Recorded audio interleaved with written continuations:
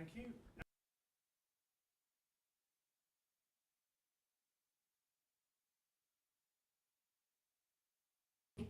Sharon, are there any apologies? Yes, we've got apologies from Councillor Webb and also Councillor Haffajay, and I believe Councillor Cochrane today is here attending as a substitute for Councillor Webb. Councillor Cochrane, can you please confirm? Yes, confirming, yes. Thank you.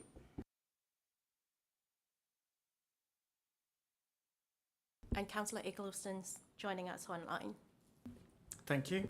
Let's move to agenda item 2. Are there any comments on the 2 sets of minutes of the Overview and Scrutiny Commission meetings held on the 13th of May and the 4th of June? As there are no amendments, I move that the 2 minutes be accepted and request a seconder. Christoph, thank you. Right, and the vote for? It's unanimous, thank you very much. Moving on, the minutes have been accepted, thank you. Agenda item 3, declarations of interest and party whip. Does anyone wish to declare an interest or note that they are working under the party whip? Councillor Emily. Yes, I have to declare an affected interest as we're discussing Thames Water business tonight, as I'm employed by a business which from time to time engages with Thames Water on a professional level. Okay, thank you. Agenda item 4, urgent item of business. Sharon, are there any urgent items of business? No, there are no urgent items of business, Chair. Thank you very much. Agenda item 5, public participation. Have we received any requests under the public participation scheme? No, Chair. Thank you. Right, let's move on to the substantive part of the agenda. I would like to welcome Councillor Gilby, who will be giving an account of the performance within the Council Plan Overview report relating to his portfolio. Guy, are you ready to commence?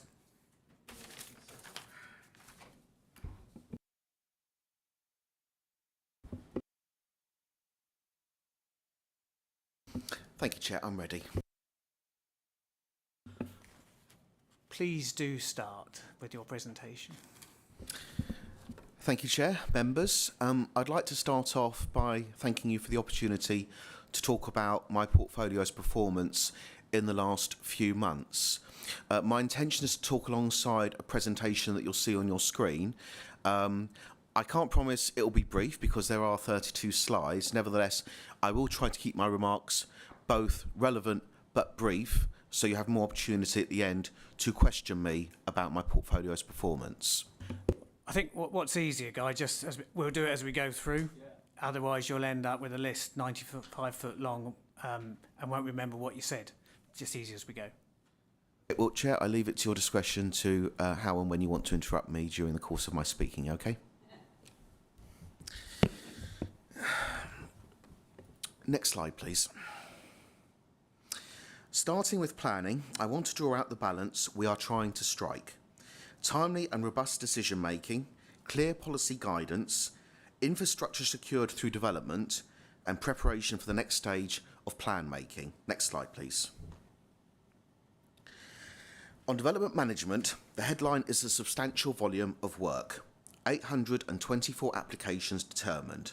A 90% approval rate reflects the extent to which officers work with applicants to improve schemes so they can meet policy where possible. Where proposals fall short, refusals, appeals and enforcement remain important safeguards. Next slide, please. On policy guidance, the focus has been on giving practical effect to the local plan we have adopted. Planning obligations, parking standards, master plans, biodiversity and green infrastructure, as well as retail guidance. These documents matter because they give clarity to developers, residents, officers and members about what we expect from development. I would like to thank councillors for their input in shaping these important documents. I would like to particularly draw attention to the start of work on the evidence base for the next local plan. I know local plans are inevitably an area of member interest, to say the least. The important point here is that the next plan must be evidence-led. Starting that work early puts us in a stronger position to understand our constraints, our infrastructure needs, our environmental responsibilities, and the choices that may come before members in due course. Next slide, please. Planning is also securing real-world benefits. Over £9.8 million has been secured through Section 106 and SIL, alongside open space and measurable biodiversity. Just going to pause for a second. The first part, planning and development. Roy, have you got any particular questions that you would like to ask on that?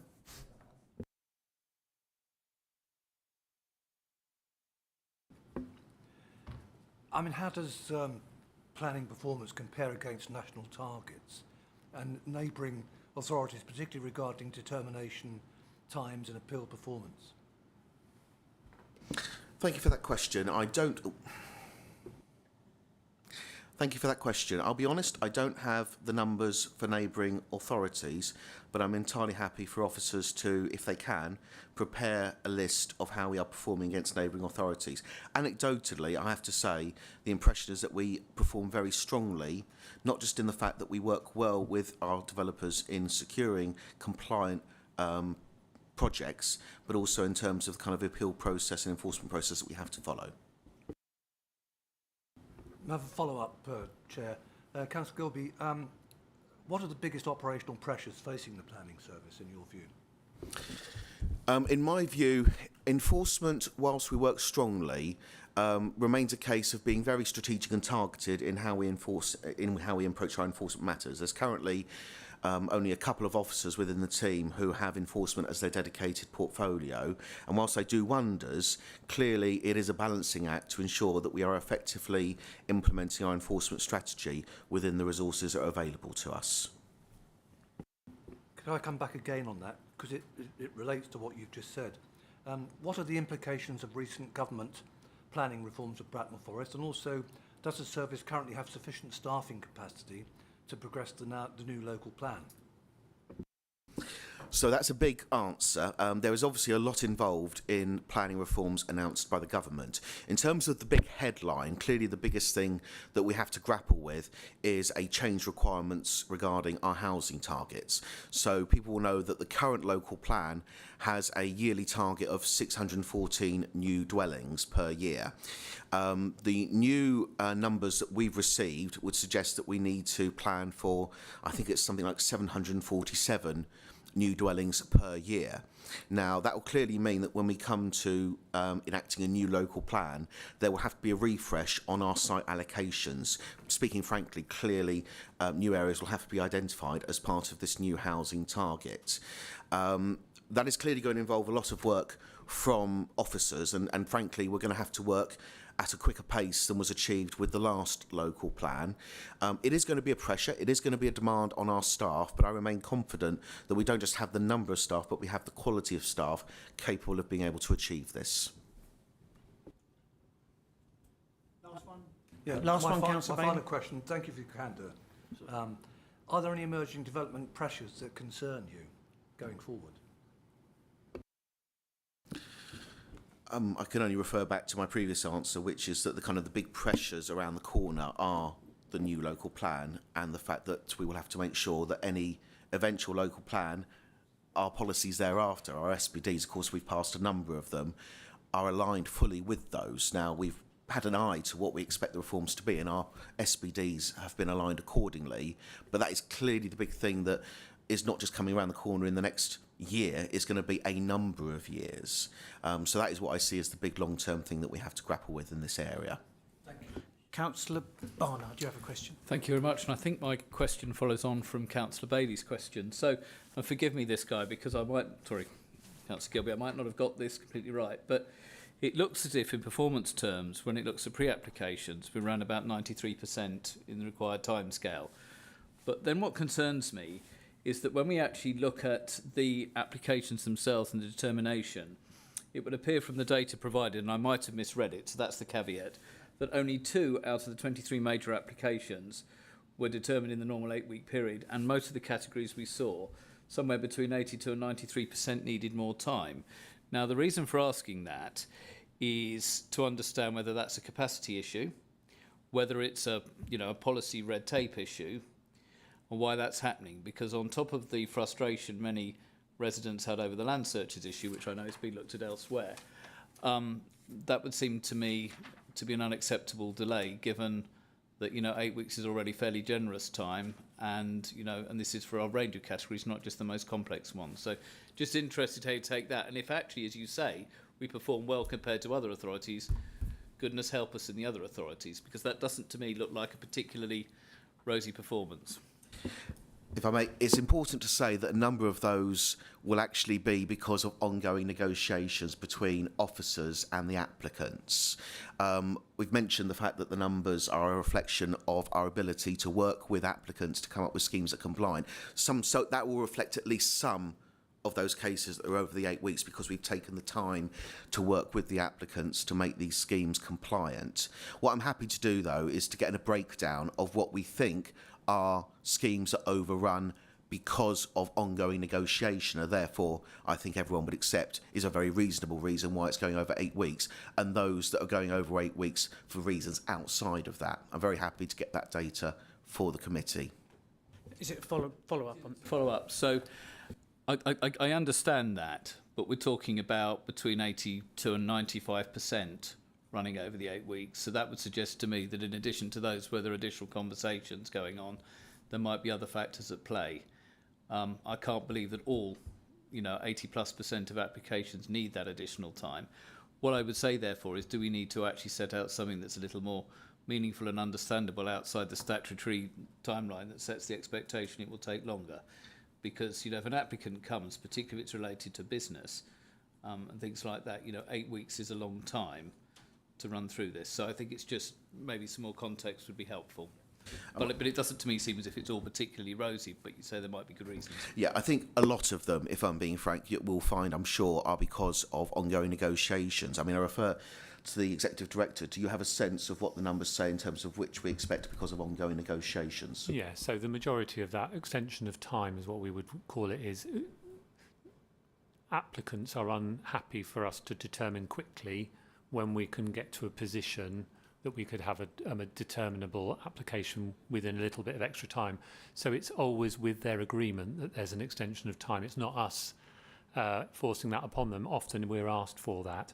There will be times at which those applications have taken longer because we're waiting for a consultee response, which may be outside of our local authority. So, the Environment Agency, as an example, take quite some time to respond. So that can have an impact on the determination date. Just final question then. Does that impact on the measurement of our performance, or is this a generally accepted principle in terms of determination? Thank you. First of all, just quickly on that, before I get Andrew to answer on the number breakdown, clearly I appreciate your concern, and it is a valid question. I mean, it would be, frankly, a question I would ask if I was in your position. As I say, the majority of these numbers are for good reasons, but clearly I'm very happy to provide to the committee a kind of breakdown on what we think is an estimation of how many of those cases are because of ongoing negotiations, and which we ascribe to reasons other than that. Because clearly, if there are any instances where we're falling behind our own targets for what we would not consider valid reasons, that is an opportunity to learn. But I would say the overall picture is a very positive one. In terms of your specific question... Yeah, just in terms of extensions of time, that is the standard way of measuring across the country. Jenny? How does delivery of new homes match up to the expectation? Are you essentially asking if we are kind of meeting our numerical Yes. targets? Yes.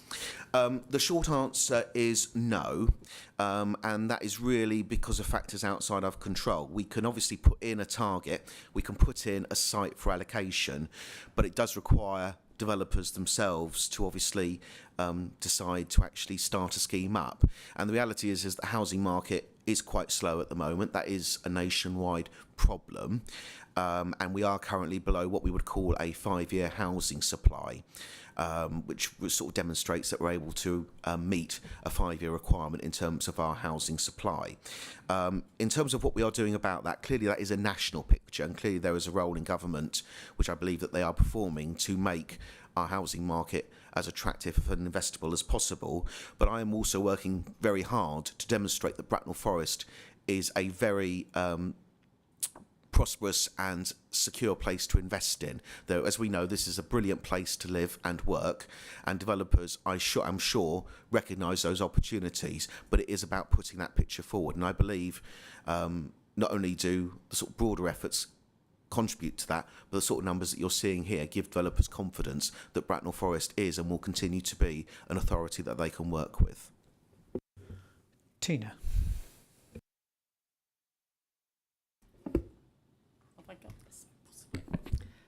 Councillor Gilby, thank you very much for being here. And you always get asked very difficult questions, I know. Well, I've got a couple for you, as you would probably know. There are 27 applications. I'm going to be very parochial here. I'm going to look at Crowthorne. 27 applications, some of which have been outstanding since 2021. Why are they still outstanding? Councillor Mackenzie, well, I would expect nothing less of you than to ask the tough questions, and you do them very well. The reality is, without seeing those applications in front of me, I couldn't possibly guess, but I'm very happy to take that away and work with you to understand why those applications are behind. Thank you very much. May I? Another supplementary, pretty much. You may. So 747 is the target, yes. Can we make sure, please, sir, that they are not going to be flats?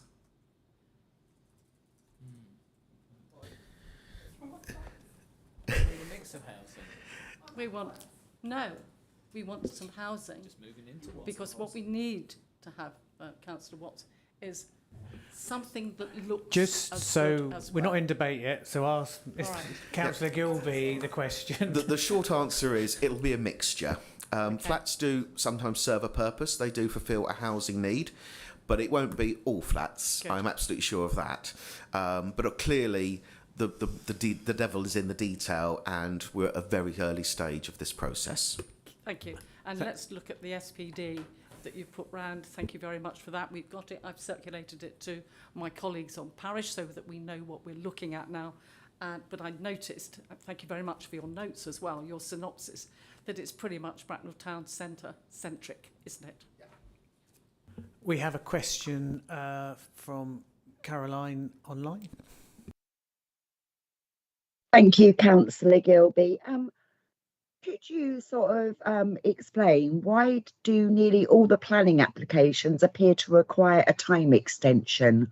What plans are in place to rectify this, please? Caroline, we went through that one earlier on. You might have missed it. Broadly speaking, summarising what Andrew Hunter said, is there's a process of interaction with that particular planning stakeholder, and often that they request that their timeline be extended. So it's not a delay per se, it is part of the consultation process. If you want more detail, we can flesh it out, but that was broadly the answer. Right, lovely, thank you. Can I ask another one then, Guy, please? Sorry, Councillor Gilby. Regarding the Warfield Community Hub, it says it's opening in October 27, but according to the Warfield Parish Council, they've got it down as opening in April, sort of, or spring, summer 27. Why the discrepancy, and will this sort of have any effect at all? Thank you. My understanding is that it is scheduled for opening on October 27, but we do have the chair of Warfield Parish Council, I think, is quite eager to come in on this. Yes. So just quickly on this, because we're going through the sections, we'll be here all night. No, Gareth? just very quickly, that it will be opening somewhere between June and October 2027, depending on the build cycle. All planning permission has been granted and funding arrangements established between Bracknell Forest Council and Warfield Parish Council. So it's just that build phase. And I can reassure everybody that there is a very good transition plan from the Brownlow Hall to the new community hub. Excellent. Thank you both. That is succinct enough. Thank you. It's a new world record.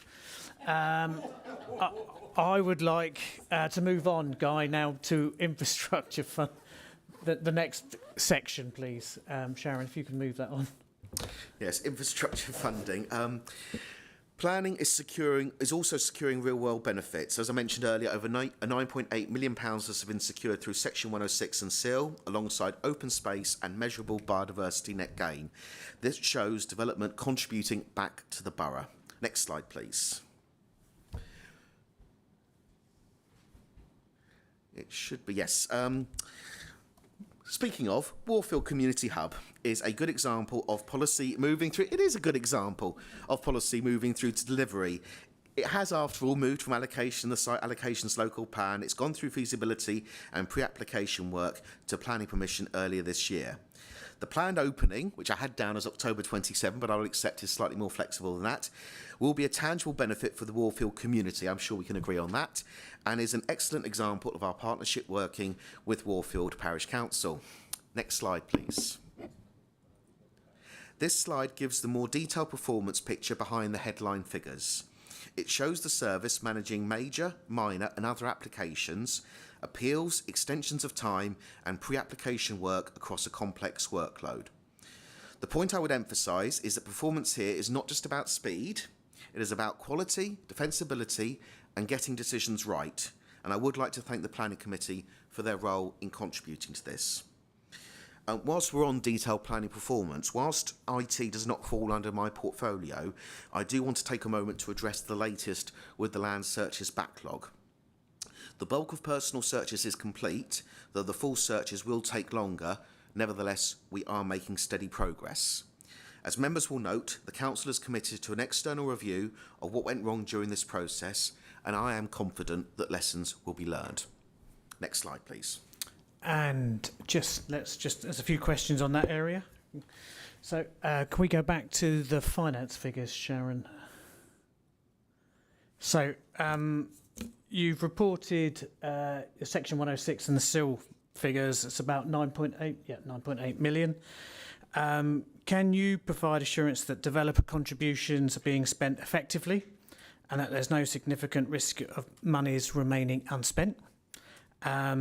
How much remains unallocated and what proportion's been spent, and any significant infrastructure projects awaiting delivery? To inform members, you have to use SIL within a certain time frame, otherwise it's returned to developers. I have been in this role for 3 years and I've not heard one example where we have not spent that SIL money in time. In fact, if I'm being quite honest with you, I think really as soon as the SIL money hits the bank account, it's got somewhere to go. We are not short on ideas on where it can go to. In terms of schemes that we have allocated the funding for that haven't been started yet or are still in development, frankly, I'd need to have a list before me, and I'm sure we can get that list prepared. In fact, I think there is regularly a list that kind of talks to what SIL allocations are in place, but we're very happy to share that. What was your other points of the question, sorry? How much funding remains unallocated? What proportion has been spent? Are there any significant infrastructure projects awaiting delivery? There will always be an ongoing list, but there's nothing that particularly strikes me as being particularly behind. But again, we can certainly share the latest list of SIL allocations with the committee if that's something that you would like. Yes, please. I think all of us are very clear that actually this is something that needs to be spent in an appropriate way to get the best for our borough. So. And it is. I'm absolutely confident of that. And I think you'll all see in your own wards some of the things that have been funded through SIL developments. Any questions from commissioners in addition to what I've already asked Councillor Gilby? Okay, let's move on. Oh, sorry. One question. Yes. Apologies for being late. I'm a victim of the problems with infrastructure in the United Kingdom. How do you see the spending of SIL and Section 106 monies in Bracknell Forest working with individual ward members and they're being consulted about projects and being involved in the spending of that money?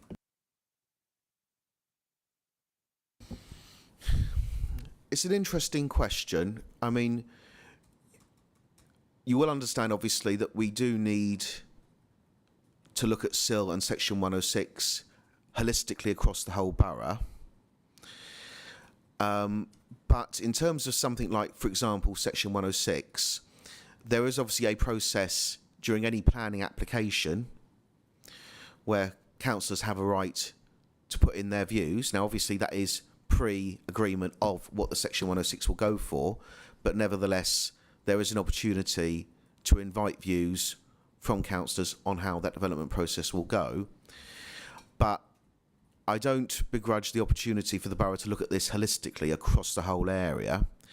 But if a councillor is concerned that there isn't sufficient opportunity for input into how SIL is allocated, I'm quite happy to take that offline and understand what those concerns are and understand if there's something that could be changed about the scheme. Again, I don't begrudge the right that we look at this, we look at the borough as a whole when we allocate SIL and Section 106. But again, if you feel there isn't that opportunity to input, then I'm quite happy to go away and have a discussion with you. Thank you. Any further questions on this section? Brilliant. Let's move on to biodiversity and green infrastructure, parks and countryside. Thank you. This is where many residents will oftentimes most directly experience the portfolio. Walks, play, volunteering, biodiversity, access to nature and the quality of our open spaces. Next slide, please. The Lookout remains more than a visitor attraction. It is an inclusive community asset. The fort revamp, and those of you who look closely can see me emerging from the castle there. I must admit, one of my colleagues did say that I looked very, very happy there. I'm not sure if that was meant as a compliment or not. Improved access, reduced price sessions, educational visits and work placements all support the wider community role. Next slide, please. At Windmill Meadows, the theme is practical improvement and working with developers to resolve issues on the ground.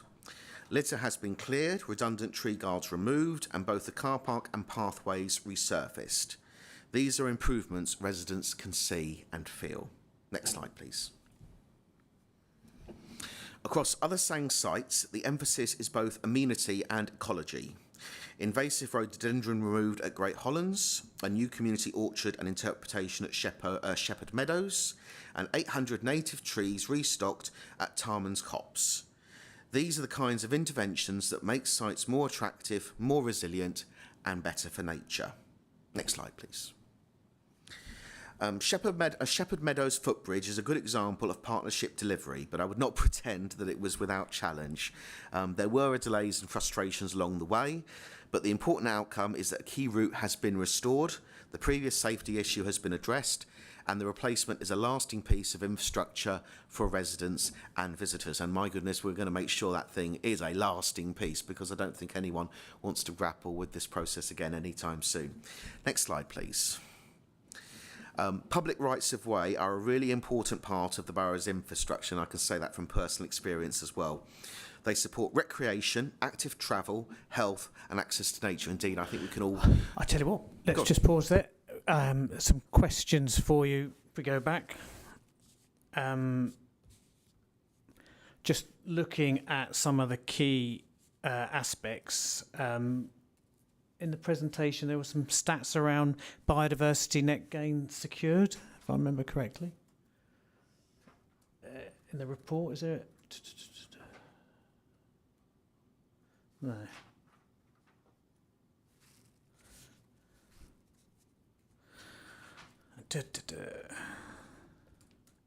Just more broadly, biodiversity net gain across the borough. Just you'll know your slides better than I have looked at them. Is it further on you discussed this, or is it now is a good time to? Biodiversity net gain is later. Yeah. Yeah. Okay. Well, but I'm happy to take questions whenever. No, really. I'll tell you what. We'll leave it till we get there then. Okay. So if we go to slide 13, which was rights of way, Devil's Highway. Thank you. I was just talking about the importance of rights of way. I was just about to mention, I'm sure a lot of us remember when it was 2020 and there was a huge surge before my time, but certainly I experienced it, of people enjoying our public rights of way. I think people had a newfound appreciation for the types of walks that are on offer throughout our borough, and they are extensive. At Devil's Highway, resolving the drainage issue has helped restore usability at a known problem location. And by known, I mean I did trample through it quite a few times over the years. This was under the bridge where there was an issue with water seeping away and, quite frankly, creating a pond right under the bridge. This has helped restore usability, as I say, and that sort of work makes a direct difference to people's ability to enjoy and move through the countryside. Next slide, please. The next examples show that this work is spread across the borough. The new link path at Garth Pond improves access between Harvest Ride and local sangs. Mar Lane and Avery Lane show how, by working with partners and making targeted changes, we can improve connectivity and remove barriers to everyday countryside access. Next slide, please. Pendry's Lane is another example of responding to damage and seasonal conditions, particularly around the route towards the Cut River Ford. The aim is not only to repair a problem, but to make the route more resilient and usable for the people who rely on it. Next slide, please. The definitive map work is less visible than a resurfaced path or a new bridge, but it is legally very important. Updating and consolidating the legal record improves clarity for the public, for landowners and for the council, and it supports better long-term management of the rights of way network. Next slide, please. Thank you. The rights of way improvement plan, refresh I should say, is the forward-looking piece. It assesses how well the network meets current public needs, brings in stakeholders and volunteers, and prepares the ground for public consultation. This is important because expectations around recreation, access, health and active travel continue to evolve. Next slide, please. Green volunteering remains one of the strongest community stories in the portfolio. More than 7,500 volunteering hours were reported in Q3, above target and improved from last year. Indeed, I want to take this as an opportunity to congratulate and thank the marvellous ecosystem we have of nature support groups in this borough. It could take a lifetime, frankly, to engage with all of them and really dig deep into the kind of excellent work they're doing, not just now, but over the past few years and indeed in some cases decades. So please let this be my record of thanks to them. These bring environmental benefits, but also benefits for well-being, skills and community cohesion. Next slide, please. No Mow May was targeted at 10 sites, with temporary changes to grass cutting to support biodiversity. It is a simple intervention, but it needs to be carefully explained and managed because residents notice changes in maintenance. Done well, it helps connect everyday land management with nature recovery. Next slide, please. Biodiversity monitoring.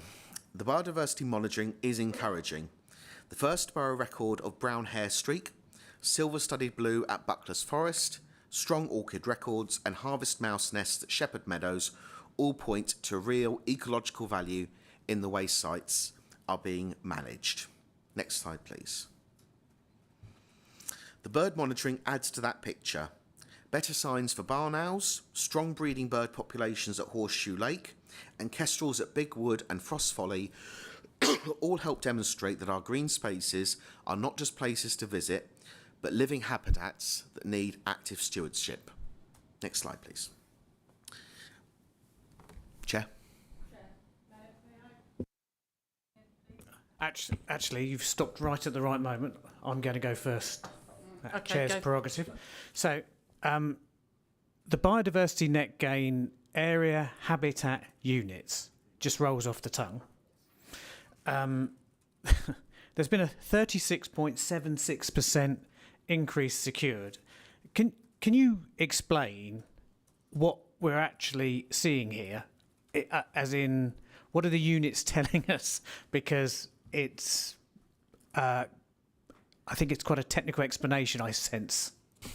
Yes, it is one of those things that can initially seem quite impenetrable when people talk about biodiversity units. What exactly does that mean? It's a very technical way of basically, I mean, when we talk about habitat banks and biodiversity area units, it's a very fancy way of basically saying an area that has been identified where biodiversity can be measurably improved. Now, if I was really to try and paint a picture for residents, which I think is what you're asking me to do, what biodiversity is all about is we can have one species, sure, of tree or one species of plant, but that doesn't really serve the ecological health of our area. I mean, if I may make an opportunity to say this, I appreciate that for example, woodland management can seem very dramatic to residents when lots of trees are cut down.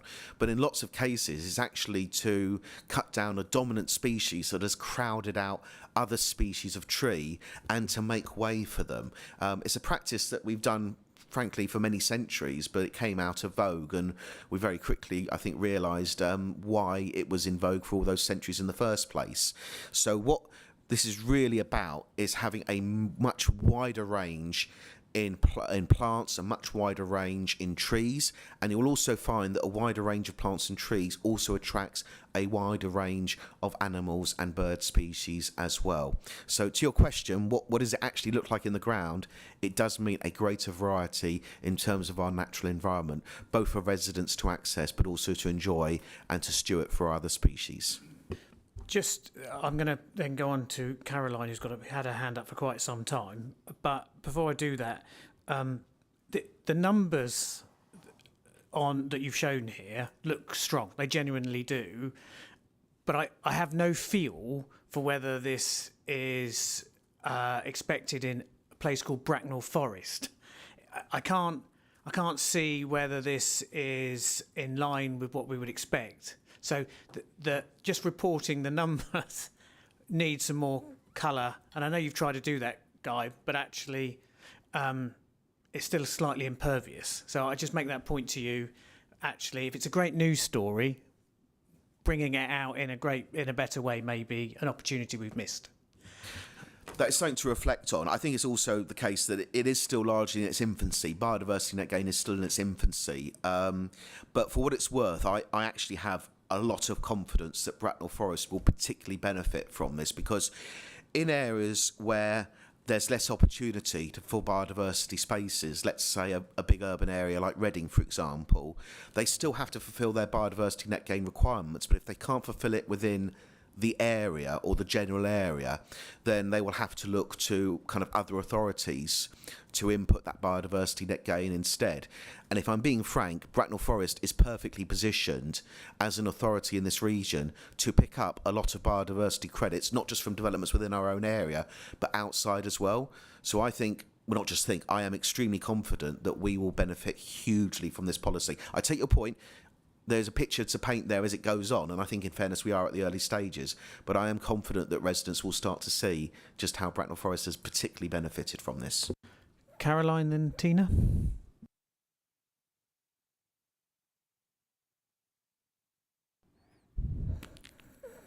Caroline, can you hear us? Yes, thank you. Sorry, I couldn't get my mic back on. I've got three hopefully quick questions for you, Guy. Regarding the no-mo, which is absolutely brilliant because obviously we need it. Have you any idea when I've had complaints from residents who use the underpass that crosses over from Bulbrook over to Brants Bridge, because the grass is so high, it's about 4 foot, so you can't actually see if anyone's like hiding, ducking down or laying down. So any idea when areas like that will be brought up to sort of scratch?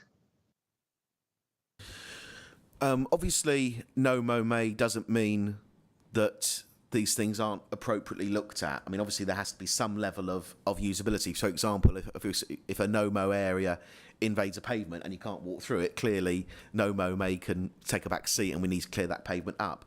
With regards to your example, clearly a more serious example than just a pavement being blocked, I would suggest that we have a conversation offline about that. I'm very happy to investigate the circumstances and see if that needs some remedial work.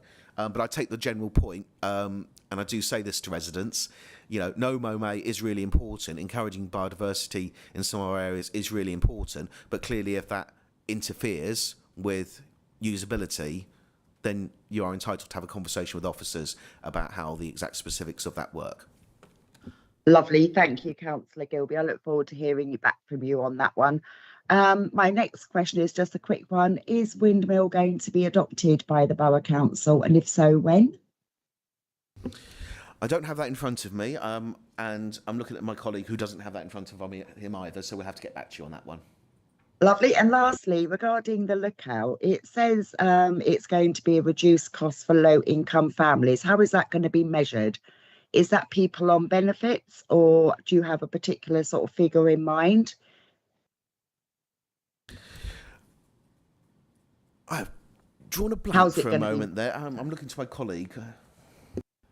I believe that's agreed through the fees and charges. I'll double check what the requirement is, but they were agreed at the last council, I think. So, but I can't remember either what the specific designation is. Yeah, if I'm frank, Councillor Eggleston, that is a good question, and I really should remember. But as you can imagine, sometimes in this portfolio, something's taken miss. So we'll get back to you on that one, I assure you. Lovely. Thank you. Tina. Thank you, Chair. Councillor Gilby, can I add to your biodiversity monitoring, SWIFTs? We have got the first Swift Street walk on the 6th of July. All our Swift boxes have been made by Menshed in Crowthorne. So I'd love to tell everybody to come to 6:30 Morgan Rec on the 6th of July and have a leisurely Swift Street walk. It's absolutely fantastic to see these beautiful birds. So everybody's welcome.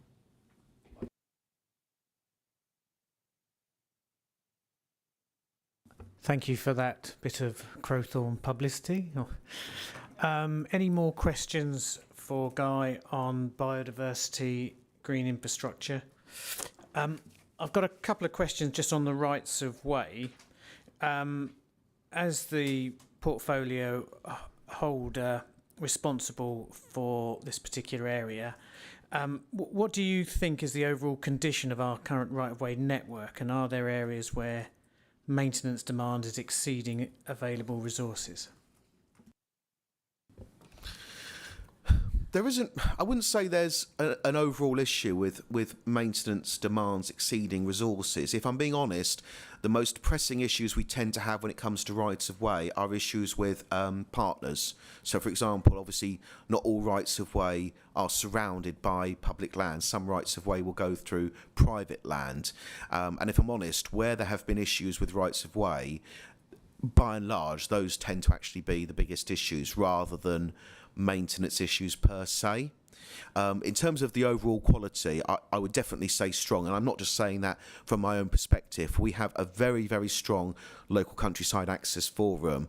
For those of you who've been engaged with it, I think you'll agree that we have a very strong and capable representation of people engaged with that forum, and it is, I think they would be the first to say that Bracknell Forest is really one of the best authorities in this area, not just in terms of what the effort we put into our rights of way, but the way that we work with users in order to better it. Indeed, we're currently working on this rights of way improvement plan as mentioned, and we're very closely co-producing it with users. I had a great pleasure of being at a number of workshops with them, and it was great to see the level in which we're taking their input on board. I do know that the volunteer support is a key part of this story. Can you just give me an idea of how much volunteer support we actually enjoy to support the work that we're doing in this area? I couldn't give you a number. I don't have that in front of me, but you're right. We do rely on them a lot because, you know, if I'm being frank about it, we're not going to have a ranger patrolling every right of way every time. We do require their reports of users to identify where there might be issues through. For example, if a right of way has been overrun, needs to be cut back, if there's improved identification that's required, if it's like that Devil's Highway where drainage issues need to be improved. We do rely a lot on volunteers to help us, and also in areas where they go through sort of parts that are already covered by some of our wildlife volunteer groups. We do have an effective working relationship, not sort of specifically just on that pathway, but in general in working with them to look after that area in general. Thank you. Roy. Just very briefly, Councillor Gilby, I'm delighted to hear what you're saying about volunteers and the effort they're putting into it. Would it not be appropriate at some stage for the council to issue some sort of public thank you to them and how much we appreciate it? I never think you can give too many thanks, and whilst we do give thanks, I'm very happy to explore how we get that message across. Absolutely. And I'll take that away. Jodie. I'm very happy to hear about the bluebells. Being away from England as long as I was, you don't actually see bluebells anywhere else. You don't get them in New Zealand and you don't get them in Hong Kong. So when I came back to England, it was the first thing I sought out. So are we planning on planting any more anywhere else around Bracknell Place? I'll take that away and get back to you. I'm all for encouraging more. Absolutely. Okay, and let us allow Councillor Gilby to continue his wander through Bracknell Forest's transport. Yeah, if we could just go back quickly, I think we've skipped ahead a couple of slides here, so if you can go back to the one, yes, biodiversity net gain. Just to quickly say on that as a summary, biodiversity net gain is now moving from, as we've discussed, it's in its infancy, from policy concept into practical habitat creation. The work at South Hill Park and 9 Mile Ride, including native bluebells, ferns and honeysuckle, is part of building longer term habitat value in the borough. Next slide, please. Sustainability also shows up in smaller operational choices. Sustainably sourced timber for a new bench, sponsored tree planting through Trees for Streets. Please, councillors, do get involved in that scheme if you're able to. And changes at Woodlarks Cafe to support lower impact food choices for visitors. These are modest examples, but they help embed sustainability in day-to-day delivery. And that is so important. We don't just have to act sustainably, we need to think sustainably. Next slide, thank you. Turning to highways and transport, the key theme here is choice and resilience. Maintaining the network we have, supporting safer and more sustainable movement, and managing roads and parking in a way that keeps the borough functioning. Next slide, please. Travel and behaviour change takes time, but the indicators are encouraging. Annual surveys show cycling up by 33% and walking up by 11% on the previous year. This suggests residents are responding when infrastructure, training and engagement make active travel more realistic. And I want to sort of make that point very clear. I remember being asked by a resident, you talk a lot about cycling and walking, but a lot of us use cars. And what I said, and I emphasise this completely, is we are not anti-car, we are pro-choice. We want to make choice realistic because not everyone wants to always rely on a car. They want to be able to use other methods, but those methods are only available if they're realistic, and we've made great strides in that direction. Next slide, yep, thank you. No, sorry, the one before. Oh no, my apologies, we had done that one, next one. Bus and rail figures are also moving in the right direction. Department for Transport patronage statistics show bus use up 17% on the previous year to 1.7 million passenger journeys, and passenger numbers at stations in the borough up by an average of 12%. That matters because public transport is central to choice, access and reducing pressure on the road network. Next slide, please. The traffic data is useful context.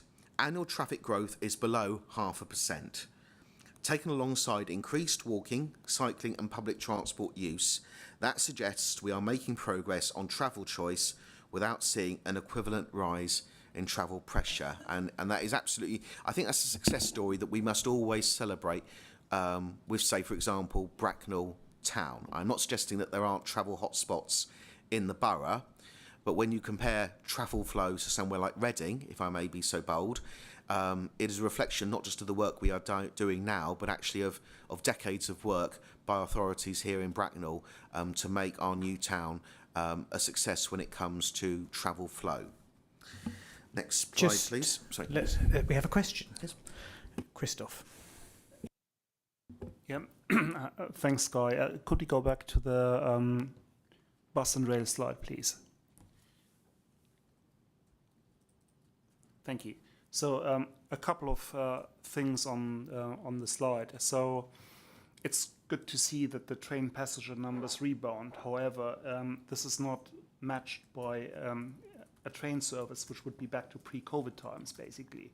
So, like many of my fellow councillors, I'm a regular user of that commuter line, and I have to say that since pre-COVID, I did a little bit of maths, and the compound price increase of the tickets is 28.8% since 2020. The train service is half of what it was pre-COVID, so we're paying way more for way less service. This, I believe, is a problem for Bracknell, because clearly we are, to Ascot you can go every 20 minutes from Waterloo. From Reading, say Wokingham is easily reachable by our line and the Great Western Line. We are straight in the middle. We are the lost bit, aren't we? But we are one of the biggest communities here in the area, and a place where major businesses have their residence. So what are we doing about that? Is there any initiative to lobby the DfT for getting us the services which we actually used to have back, and improving the service which we're getting here? It's a good question. I mean, it's important to preface this, and I'm not saying this is my answer, but it is obviously important to preface that I couldn't directly control rail services in the borough. That preface, though, being said, I can still lobby, and I'll talk about what I'm doing, but I'm also going to talk about what I know Bracknell MP's doing. I can't speak to Maidenhead's MP, but Bracknell MPs I can. So in terms of lobbying, let me take an example. I have a meeting in a couple of weeks with Great Western Railway. I'm always, in fact, I think they're a little bit bored of seeing me because I know I'm always going to ask this. I'm always pressing them on where we are with at least partial electrification of the North Downs line, because even partial electrification of the North Downs line, so this is obviously the link that goes through Sandhurst and Crowthorne, will improve reliability. And people sometimes ask, well, how does that exactly improve reliability? Because even partially electrified trains are able to get up to speed much quicker, and that'll aid in terms of times. So I'm always on their case to understand what their business plan is. There is an element of, as they go through nationalisation, there's an element of having to just deal with that first whilst they're trying to work out everything else. But nevertheless, I can assure you I'm doing that. On price and times, that's always something that comes up in conversation when I am meeting with stakeholders. Price is not something I can particularly control, but when it comes to times, I know that the MP for Bracknell, Peter Swallow, kept lobbying and has indeed successfully lobbied for later time trains, which I think you'll have seen have been implemented. He wouldn't claim that that is job done, but it is much more of a movement towards where we were pre-COVID. So there is a plan, and always a plan to lobby. Okay, thank you. If I may ask a follow-up on that one. The new rolling stock on the Reading to Waterloo line, speaking with my fellow commuters, we believe this is a loss of comfort of what we had before, basically, because these trains are horrible. The seats are uncomfortable, you don't have power sockets, you don't have benches to place your laptop, there's no space for anyone. It's really a step backward. So maybe just feedback from the users, something should be done about that, quite frankly, because it's horrific. I mean, I have to use them 3 times a week, and that's... Say no more. We've got quite a few other questions. Gareth, you were next. And then, oh, you weren't, you were just waving at me. Sorry. Right, all right, fair enough. Caroline.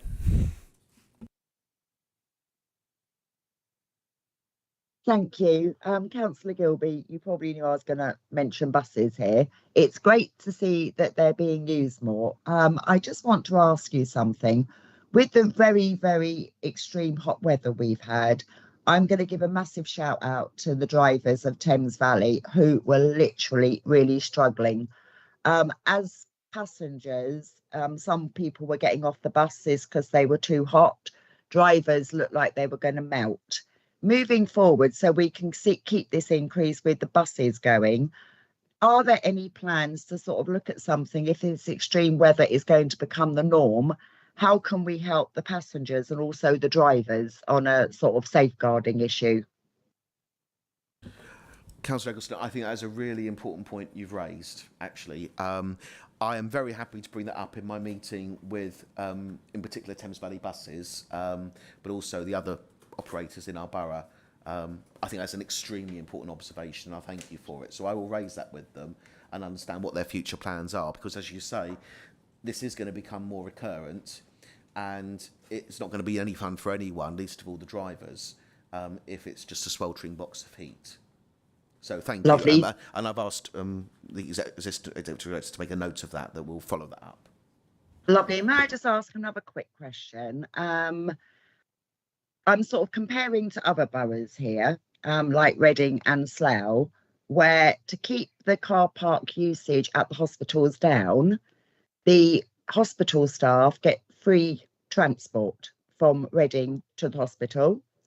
And also from Slough, they get half price travel.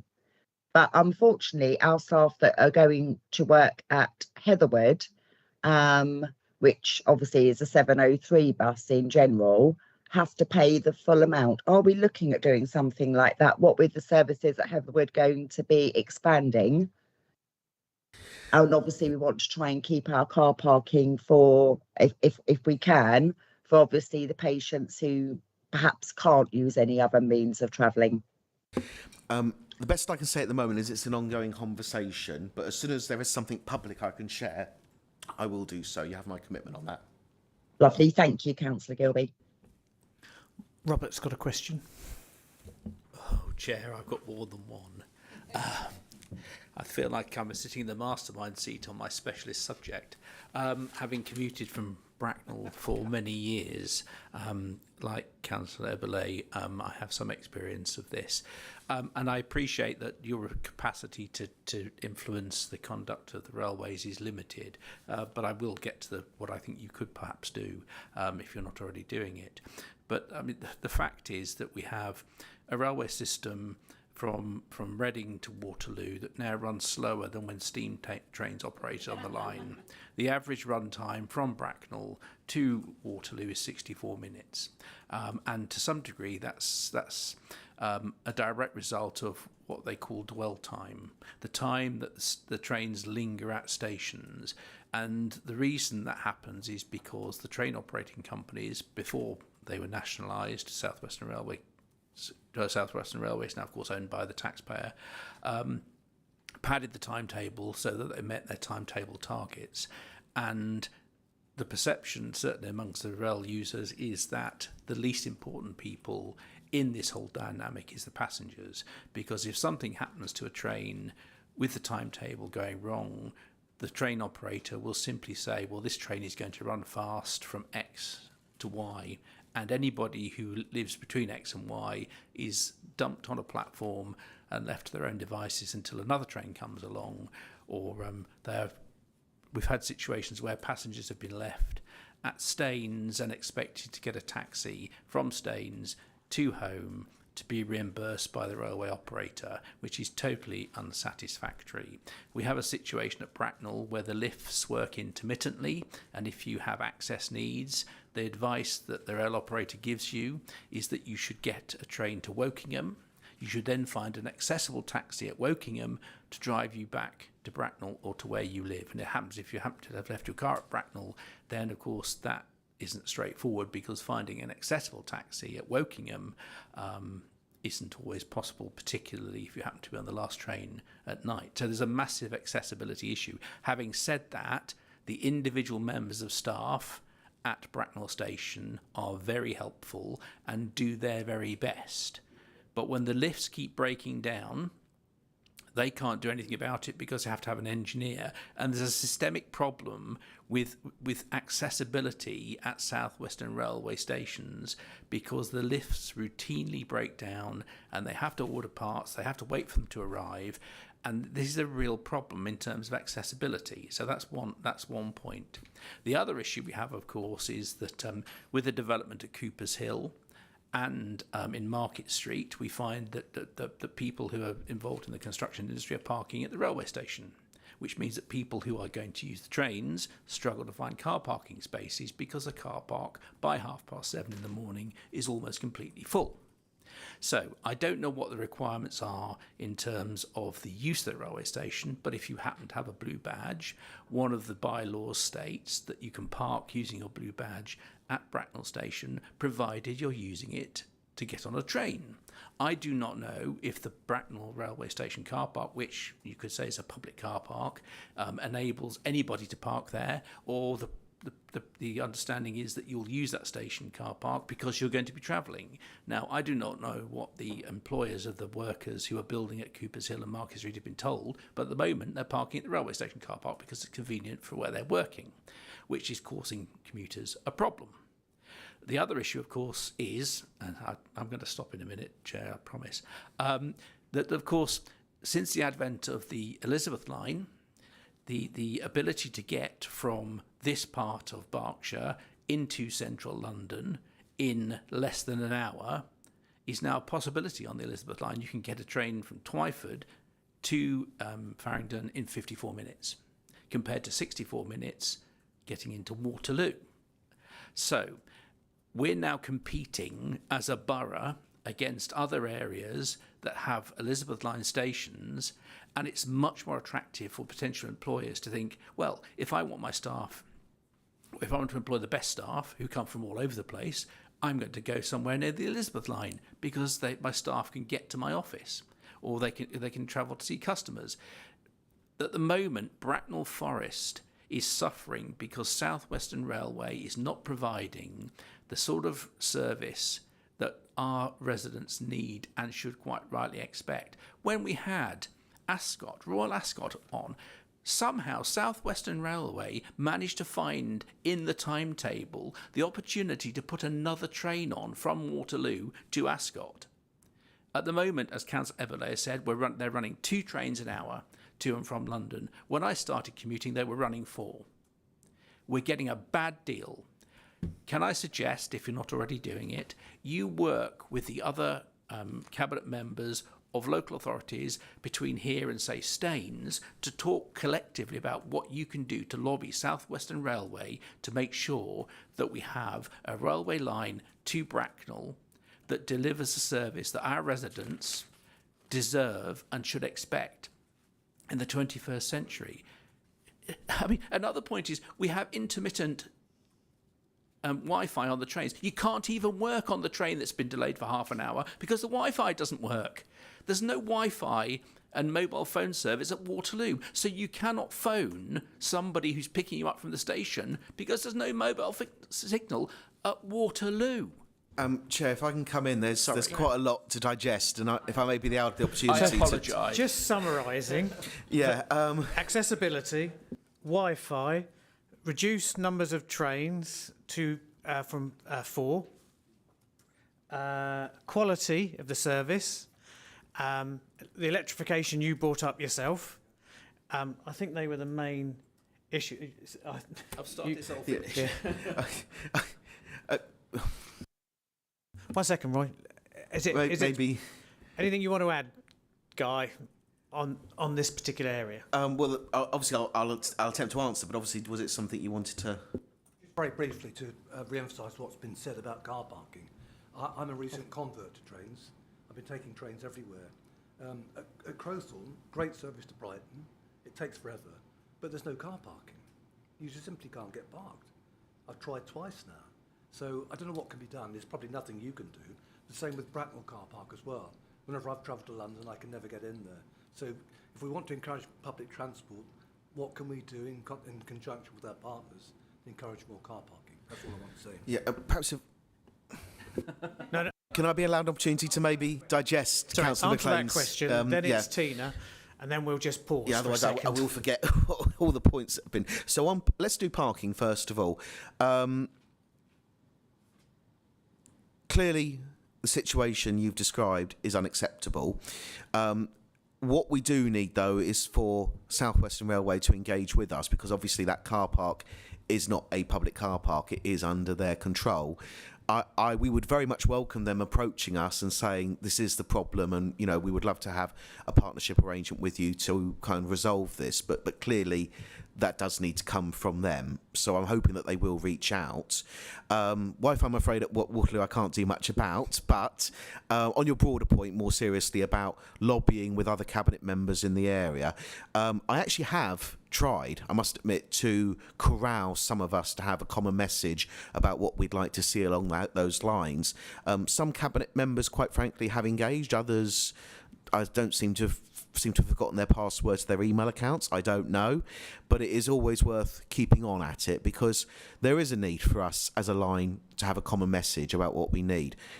More reliable services, faster services. I know that there are technical problems towards faster services, but I think there is room for improvement. So really, to your kind of main theme about can I get commitment that I will work as much as I can with my colleagues in councils affected by the line to kind of come up with a common message and lobby for it.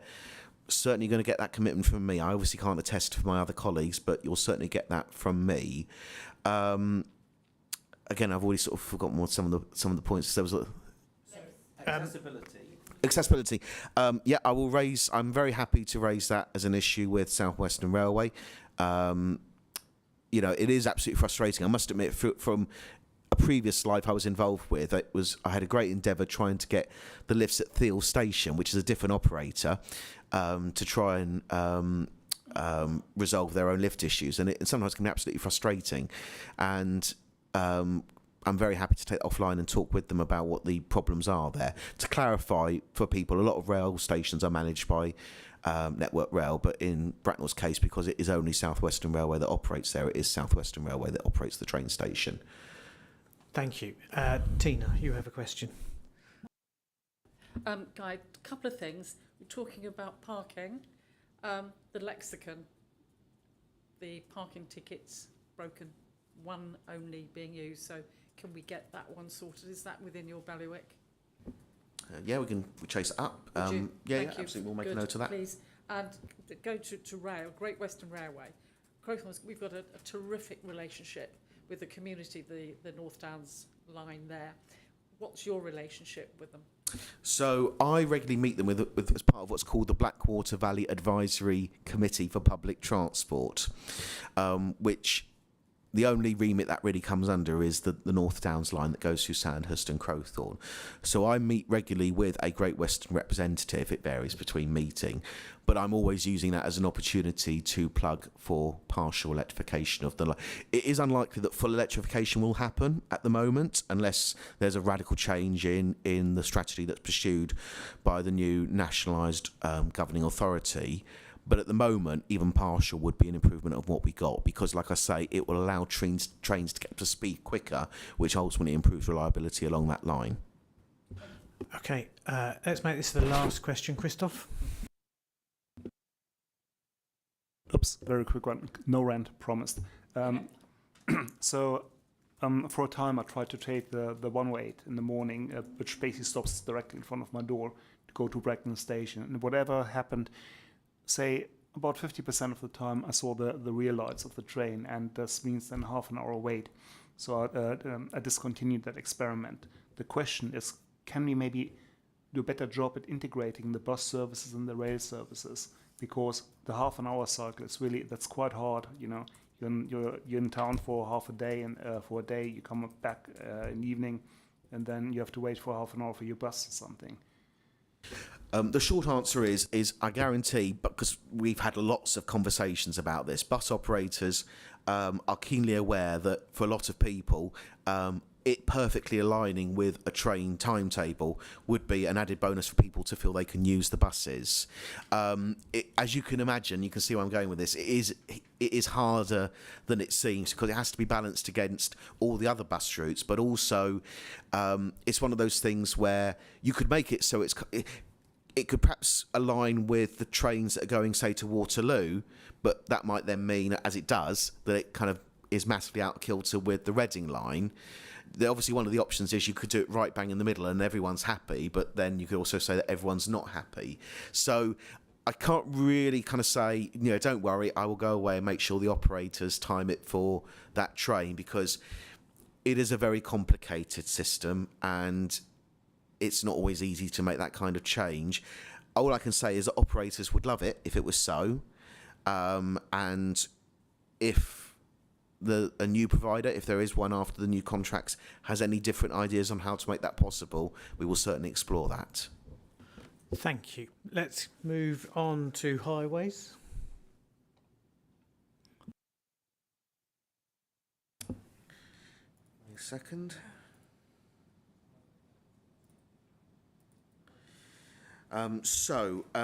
Highway maintenance. I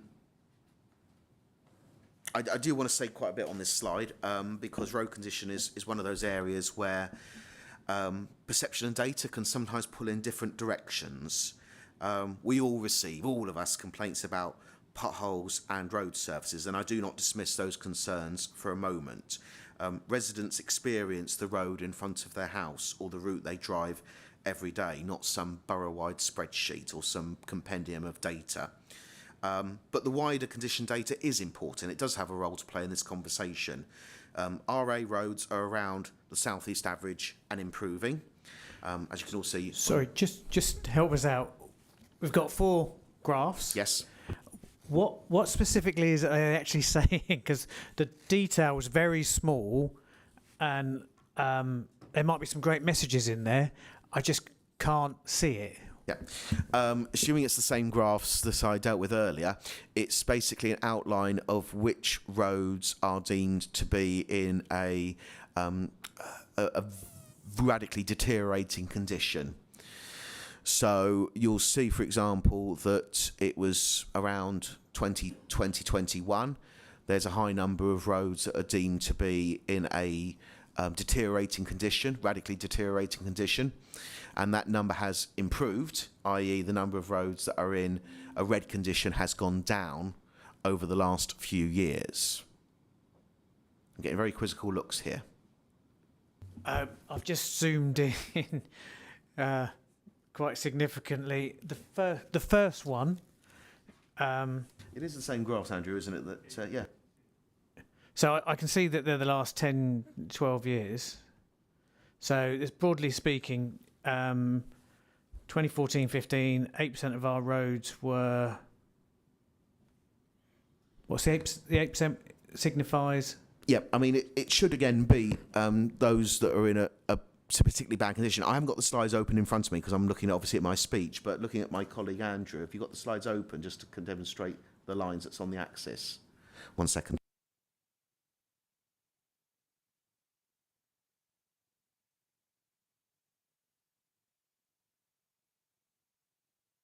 Okay, well, that doesn't help. You're right. That doesn't, unfortunately, actually include an axis line, so that doesn't really help the situation. That is, I didn't notice that when I'd approved these slides. I do apologise for that, but it does signify the number of roads. Again, if these are the graphs that I've seen in the past, it should signify the number of roads that are in what we would describe as a red condition.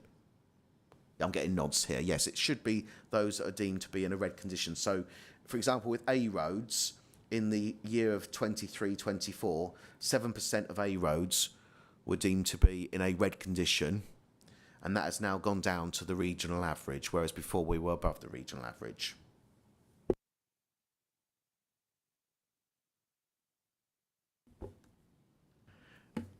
Christoph's just got a question. Yeah, very quick question. I think, well, it's interesting, but what's the sampling methodology for that? Is that, are we looking at all the A roads, or are we looking at a sample of the A roads? Andrew wants to come in. Yeah, we do all A roads within the borough, so it's not a sample, it's all. Thank you. So just if I may quickly, just to help people understand the picture. So our A roads are around the South East average and improving. Skid resistance is better than the South East average and improving. B and C roads... Skid resistance, so you're talking about the one Second, in the top... Yeah, right. top right. So you've got A, B, C roads, the types of road, and the colours are just represent, obviously, the different types of road. And the national average of 30, what does that relate to in terms of skid?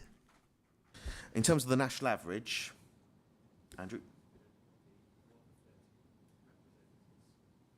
we'll have to get back to you on the national average and how that's determined. Okay, that'd be useful. I mean, there's probably a great story here. It's just, again, trying to decipher what the data's telling us, Well, Guy. if I may, the data is clear. I mean, whatever else, the downward trend is clear. The state of our roads is improving. That doesn't mean that there aren't problems on our roads, but it does mean that there's a clear positive trajectory in the state of our roads. So when this administration came to power in 23, if I can be frank about it, it was very bluntly described to me that our road system was in a red status because the condition was deteriorating quite rapidly and we didn't have the funds in order to actually turn it around. I know I'm getting ahead of myself, this will come up in a slide, but what we did is we made a very determined decision to put in a significant amount more of capital funding towards highway maintenance, over an extra 5 million over 4 years that have been profiled, combined with the fact that we've received a great increase in the amount of national funding towards our highway maintenance. We've been able to make very deliberate and determined improvements in the state of our roads. So what I'm trying to get across in this is not that there aren't problems, but it's the fact that compared to a lot of our authorities, neighbouring authorities, in fact I'd say all our neighbouring authorities, we are not just in a better position, and it's not about a competition of who's the least worst, but people do say, and they will say it on social media, when they travel in from other areas, they can very quickly see the visible improvement on the roads compared to somewhere like Surrey or some other parts of Berkshire. On roads, Gareth? So that's an interesting observation. So the question is, with this enhanced investment, or with the anecdotal information, why are we still only seen in terms of the A roads to be at or about the southeast average? Because other councils are investing additional money, maybe in percentage terms, not as much as we are, but they see there. So I'm trying to understand, you know, if we are a lot better than we were, why are we still at an average which was established before that we benchmarked ourselves against 3 years ago? Yeah, it's a positive trajectory. In fact, we're not going to see the impact of the increased national funding until, really, frankly, now. So we're expecting even more improvements from the increased funding that's coming along. I mentioned at the last full council meeting, I forget the numbers in front of me, I think I suggested that the numbers will increase, a 50% increase in the amount of central government funding that we're receiving. So the trajectory is there, and we're expecting to be able to go into even more positive territory with, frankly, the extra millions that we're able to acquire over the next 10 years from central government. Can I ask a follow-up question? Given the significant enhanced funding, and I think, you know, everybody would say that, would we not be better at the moment thinking about a much more holistic and comprehensive approach to doing this? Because it seems to be at the moment we're sort of going through fixing, you know, issues and working through that. If we got significant additional investment, wouldn't we be better maybe thinking about a, you know, almost like a borough contract to actually sort of keep working on this? Because although it's fair to say that some roads have been improved, particularly in the northern parishes, I'm going to move a little bit further from Crowthorne at the moment. You know, in lots of parts of Warfield, Winkfield and Binfield, you'd be forgiven for thinking there was no investment at this point in time. So, you know, it's how does that work out? And those are the rural roads that you encounter first when you move from other boroughs. So just trying to understand, you know, if what we're doing is the best way of delivering, as you say, a multi-million-pound of government-backed investment, or whether actually we should be looking, you know, much more strategically about how we do this, because it does take quite a long time to progress a highway scheme at the moment. Forgive me if I'm confused. I'm not sure. You're not suggesting that we're ignoring these roads. I'm trying to understand what exactly you're getting at. What I'm saying is because of the scale of the issue, and because it takes a long time to progress a highway, you know, programme from, oh, we need to look at this, to actually delivering it, are we doing it in the most efficient way possible with the money that we've got, or should we actually be looking to actually, you know, reconsider a far more integrated, bigger contract that would actually take some of the emphasis off our hard-pressed officers in Bracknell Forest to maybe more proactively look at some of this? Because that's where some roads can get left behind, not intentionally, but because it takes a long time to progress them. Well, I'll tell you how it works now. I mean, the idea is that every year we obviously come up with a programme of works, you know, what roads need to be done and in what way for the coming financial year. That list is made public. You'll be able to find it on the website. Now, there's obviously the list of what roads we would like to do if there was unlimited resources for that year. Obviously, in every year, however, that has to be weighed up against the resources that we actually have. Now, the reality is that we will still continue, but particularly when I started off in post, there was an exceptionally long list of works to be done and, quite frankly, relatively little money to do with. It's never that any area is getting ignored. And again, I would not be claiming that every road is somehow perfect now. It clearly isn't the case. I would say until this extra money was outlined by central government, we were still really managing to decline. It's only with this new money from central government that we see a way to turn the corner. But obviously, with more money in the coffers, every year when we look at the programme of works, we're going to be able to say, here is the roads of work that needs to be done. We're now able to achieve more. So I suppose my point is that I don't think it's the approach that's wrong. I think every year we take the right approach in saying, what are the roads that have got problems? Okay, here's the money we've got. What can we actually do in the year with the money available? If the amount of money is increasing, as it is, not just from what we've done locally, but also the national investment as well, there is going to be a longer list of roads that we can do work with in the financial year. Christoph, and then we'll move on to Yeah. parking. Oh, no, sorry, Adrian, after you. Sorry, a quick one. Obviously, we are comparing to a national average. Now, is the national average a static figure over the years, or is this also moving? Because is it a sliding scale? Are we just declining less than the other councils, or are we actually improving the situation? I hope that that's clear. You're comparing to a relative metrics, not an absolute metrics. So what are you benchmarking actually against?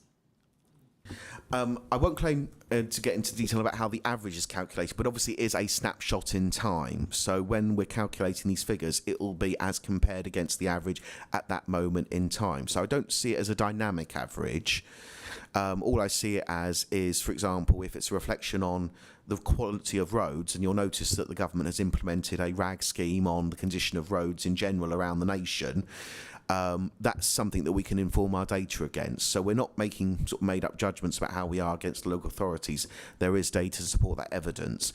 I cannot get in the methodology of how the national average is calculated. That's not my role. I can only say that that is the average, and this is how we're comparing against it. Is it just, sorry, quick follow-up, very quick one. Is it static, this average, over the years, or is it increasing, declining? Do you know that? It won't be static for all the years, yeah. I mean, the average will obviously change year by year depending on the conditions of the road at any one time. So the average will be dynamic, I'm sure. But if I may, you know, I'm getting sort of too mathy here. Obviously, the fact that we are still experiencing a positive trajectory, it's not just going to be because somehow the average is getting worse around the country. There is genuinely quantifiable numbers there that prove that, you know, we're not suddenly, it's not that we're static and everyone else is getting worse. I can see where your question is coming from. It's not that we're staying the same, everyone is getting worse. It is the fact that we have genuinely been able to make some great movements. Like I say, honest and truly, when I entered this role, and I'm not blaming the previous council because I think, frankly, they were let down by central government in terms of funding, if I'm being frank. But when I came into post, it was very clearly explained to me that the road network was in a red alert situation in terms of the funding and being able to keep on top of it. And there's been a lot that's been made to do this since. I'm going to last question from Adrian, and then we're going to move on to parking, school safety, etc. Okay, thank you. So I guess everyone's realised it's getting pretty warm around at the moment, and we're now going to this kind of pretty third major heat wave. Nationally, roads are kind of melting, buckling, and just generally in a bad condition from this extra heat. I know we've recently started trying out some new surfaces that were being put down at lower energy because they were lower temperature and stuff like that. I was just wondering how these new surfaces are reacting to this heat and the existing old surfaces we've got. And are there any learnings or anything you find so far from the way our roads are reacting to these heat waves, which are only going to get worse? Councillor Haffajee, you raise a very important point, and to take it in general details, first of all, yes, our changing climate is going to have an impact on our road network. So when it's very high temperatures, there is the possibility, and indeed we're thankful that it was limited here in Bracknell Forest, but nevertheless there have been some cases of road surfaces that have been altered from the high temperature. So when I say altered, what I mean is you'll go along and you can see that actually some of the surface has bulged out because of the impact of both driving on what is a very high temperature surface.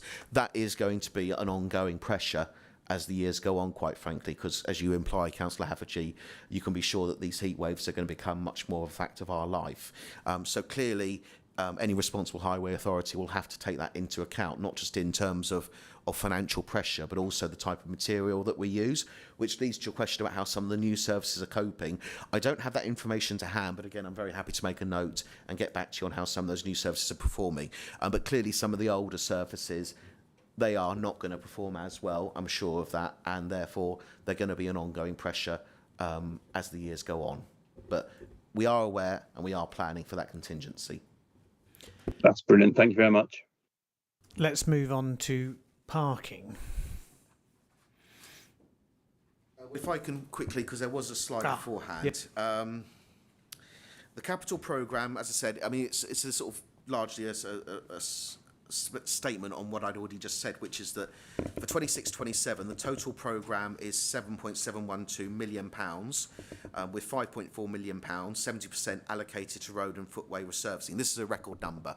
The council has never put this much money in to highways as it has now. The slide also shows investment in transport improvement schemes, electrical repairs and maintenance, structures and bridges, and drainage. This is a substantial programme, to say the least, and the resurfacing figure, as I say, is the highest annual expenditure to date. Next slide, please. Next slide, please. Parking enforcement. This can be contentious, but at its core it is about safety, access, turnover, and keeping roads and car parks working properly. It is also about ensuring that enforcement is visible, proportionate, and professional. Next slide, please. Oh, it's already on there. The Q3 figures show the scale of activity. Over 3,000 deployed hours and 2,183 PCNs issued across on-street and off-street contraventions. The slide also notes refresher training in parking and conflict management, which is important because this is a public-facing service where professionalism and consistency matter. Next slide, please. School patrols are particularly important because poor parking directly affects child safety and local congestion. During the quarter, officers carried out more than 73 hours of school patrols, moved 279 vehicles off parking contraventions, and issued 62 PCNs. The purpose is not simply enforcement for its own sake, it is safer behaviour around schools. Chair, that is my portfolio in summary. If Jodie has some questions for you. I do indeed, Chair. Thank you. So I get a lot of complaints about parking during school times, as you can imagine. At Harmon's Water and the Wellington entrance, some people even park on other people's gardens. And just last week, I received an email from a Crownwood resident who couldn't park in front of her own home after work because it was taken up by parents and she has mobility issues. So, of course, this was a concern to me. So my question is, are the numbers of PCNs and car removals going down? And if so, what can we do to help our residents with this issue? On the broad aspect, I guarantee that you're not the only councillor who will experience problems from school parking overflowing onto other areas. I mean, just looking around, there's a number of councillors around this table that I've had personal engagement with on this issue. The number of PCSNs, as I understood it, has been going up, actually, in reflection to enforcement patrols. Obviously, I can't break that down into what are school areas and what are not. I don't have that number in front of me, but what I am not claiming, I'm not going to sit here and say, everything's wonderful, all these PCNs are being issued. There is a reality that we won't have the resources to have someone at every minute, every time along these routes to enforce against bad parking. But at the same time, I do believe that where we target effectively, we do have a genuine deterrent strategy that we can mould and that we can perfect. And clearly, in your situation, I would relay what I would always say to every councillor that's involved. I'm very happy to facilitate a conversation between you and our enforcement contractor to talk through some of the conditions that you're experiencing, perhaps an opportunity to go along on one of their patrols, for example, and really put to them what you experience, what your residents experience, and they can play that into how they strategise against this problem. I have one more follow-up question. Okay, one more. What schools would you say are presenting the greatest concern and are repeat offenders of BCNs? Are they reducing, please?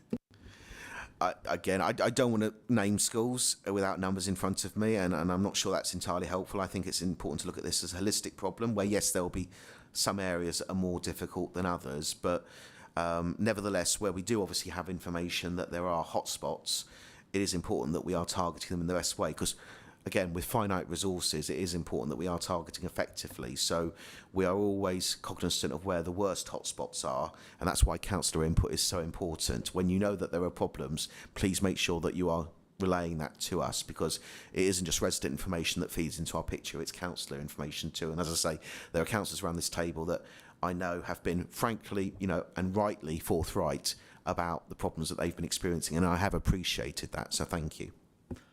So, Gareth, you're up next. Yeah, thank you.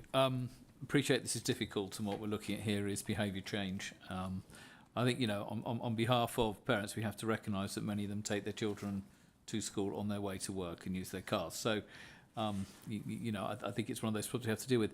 Something that's always struck me is it's all very well having double yellow lines outside a school, but can any parents doing a drop-off know that you can still hover for 5 minutes, for a period of time? So what we actually need to do is to make sure that outside all our schools we have double yellow lines and no waiting restrictions, because my understanding is that's what makes it enforceable. The second thing is that there's a counterintuitive bit here that sometimes parked cars round schools, as well as being a problem, actually contribute to slower traffic speeds, which protects children when we don't have necessarily the right crossings. So there's a whole mixed picture here. What I'd find useful is if we could actually maybe agree across the borough and the council some criteria for understanding what is a definite problem hotspot, because if you live outside the school or near a school, you will know that you think yours is the worst. So I recognise that we try to deal with what we know about, but I do wonder if we actually need to do a full audit, because ultimately the biggest arbiters in this, and it's not fair on them, are our wonderful head teachers who end up spending an undue amount of time trying to actually understand what's going on around parking outside the schools where they have no legal jurisdiction, and, get grief from both sides. But I think it would be interesting if we could just dig into this just a bit more and understand what makes for, a real problem, and see if there's some quick fixes we can do, because it's only by the PCNs when cars are stopping and waiting and nabbing them at that point that we actually reduce the parking next to schools. And a lot of them don't have no waiting restrictions at the moment. It does take a long time to put them in place. Yeah. Reading between the lines, I think Councillor Barnard is thinking of the domains of a possible ONS investigation, which I'm very happy to cooperate with. I would rather actually that rather than waiting for an ONS investigation, we just actually sat down and worked it up and did something about it. Which I'm very happy to supply some of the data that you've asked for. Very, very happy to do that. Caroline, you have a question.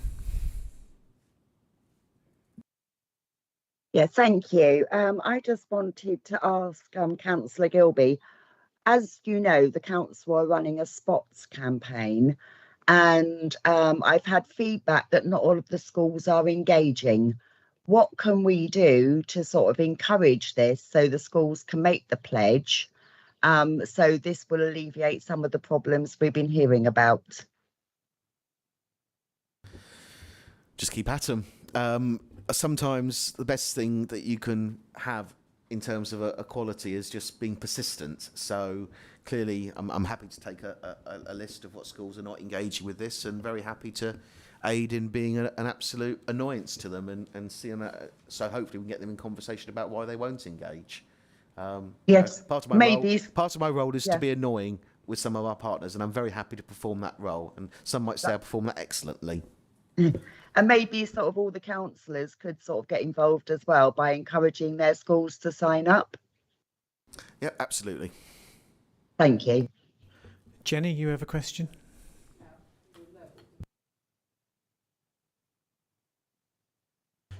That they are responsible. Sorry. Where the school has a car park that they are responsible for, but don't really have adequate funds to do anything with it. And there was another user of the car park, a community centre, who legally do not have to contribute to anything. According to their lease, they don't have to contribute anything.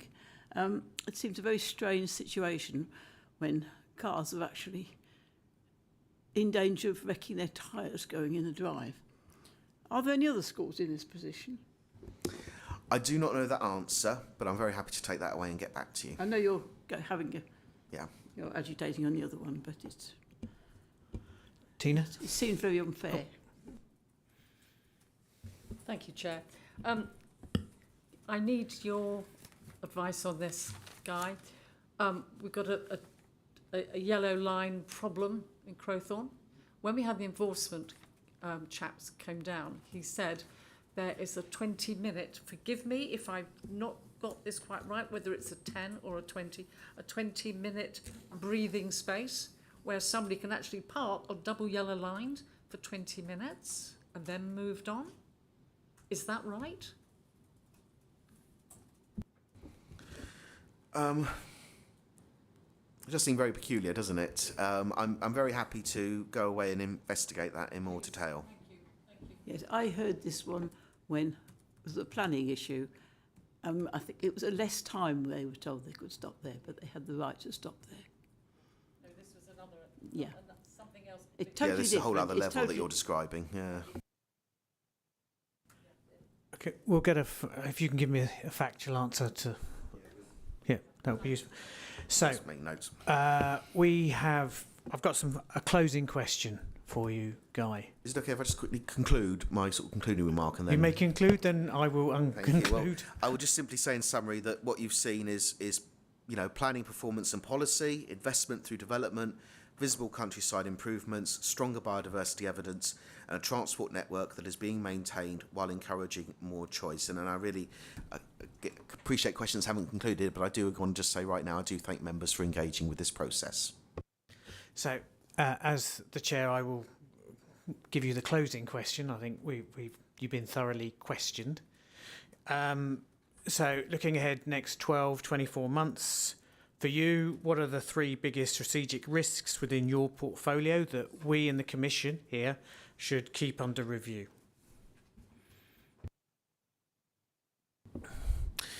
If I may, I would phrase it not just as risks, but pressures as well. And I think they can be slightly different things, pressures and risks.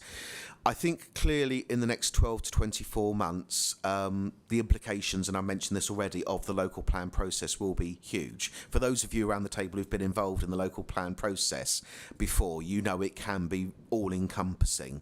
And the reality is that this new local plan will need to work to a much faster deadline than, frankly, the one that we worked to last time. The only benefit, at least, is that there's an expectation that not everything of the current local plan will need to be changed. We're really talking about housing numbers. Nevertheless, that is the big headline when it comes to planning, and also implementing in general the planning reforms that have come through.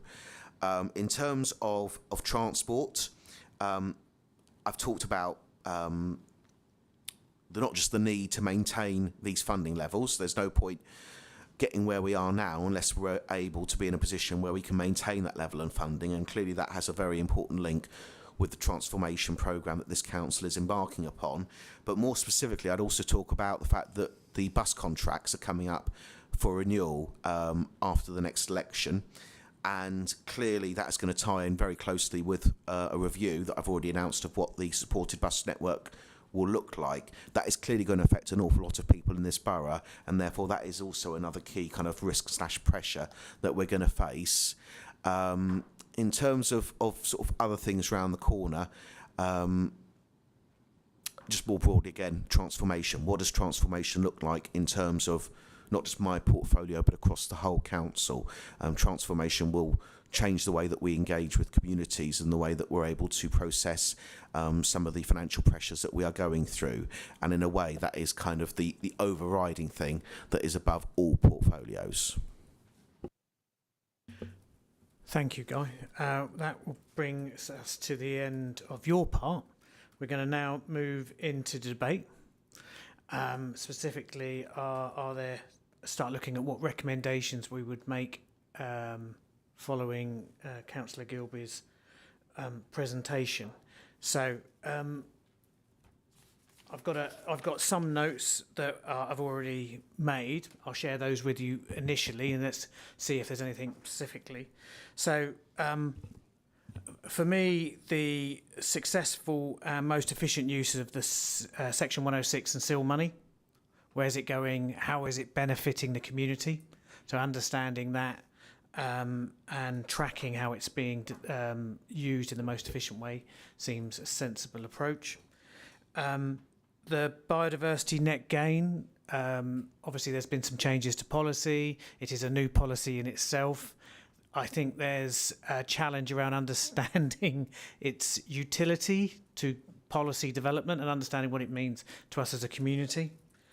And just looking at a dear subject to all of our residents in our community is the state of our roads, and actually keeping a focus on that as the metrics that come from it, the programme of investment. So they're kind of three areas. Gareth, have you got something you'd like to add? Yeah, I think just going right back to the start, an hour or so ago, and thank you for the presentation, I think something about greater clarity under understanding, the timeline of planning applications and things like that. And I put that in the context, of course, that the delays around land searches and other issues have possibly knocked, understandably some confidence. So it's given, as the executive director said, clarity and understanding why those delays occur. And it's not necessarily a bad thing, as was discussed, but it's actually been clear about that which we can influence and that which we can't. And the second area was actually one we covered at the end. It would just really be good to have greater clarity around what constitutes a problem area outside a school and how we actually decide how we bring enforcement to bear, because I suspect at the moment it's a case of a fair degree of subjectivity, who engages and who shouts the loudest. And there's nothing wrong with that, but I do think we need to possibly take a clearer view. It might then inform further highway parking restrictions and other schemes. Okay, thank you. Robert?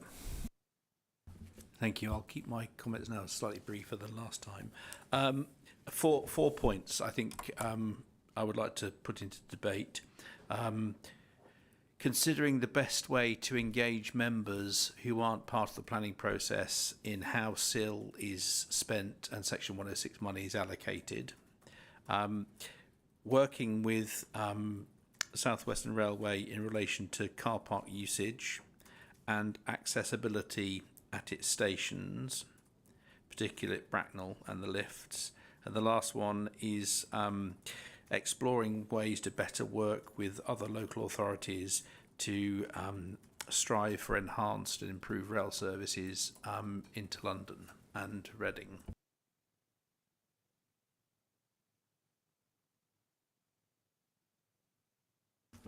Jodie?